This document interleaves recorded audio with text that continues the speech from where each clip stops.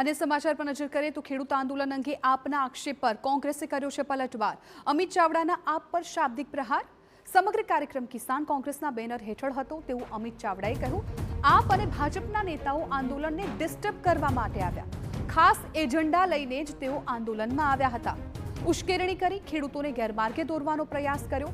તેમનું સુનિયોજિત કાવતરું ખુલ્લું પડી ગયું છે। कांग्रेस पार्टीना बेनर हेठळना कार्यक्रमમાં आम आदमी पार्टीने भाजपना કેટલાક નક્કી કરેલા લોકો જેનો એજન્ડા જ હતો કે આ કાર્યક્રમ આ યાત્રાને ડિસ્ટર્બ કરવાની ગુજરાતના ખેડૂતો પણ જાણે છે, જે યાત્રામાં આવ્યા હતા એ પણ જાણે છે કે આ ઉશ્કેરણી કરી ખેડૂતોને ગેરમાર્ગે દોરીને કાર્યક્રમ ડિસ્ટર્બ કરવા માટેનું એક સુનિયોજિત કાવતરું હતું। એ લોકો ખુલ્લા પડી ગયા છે।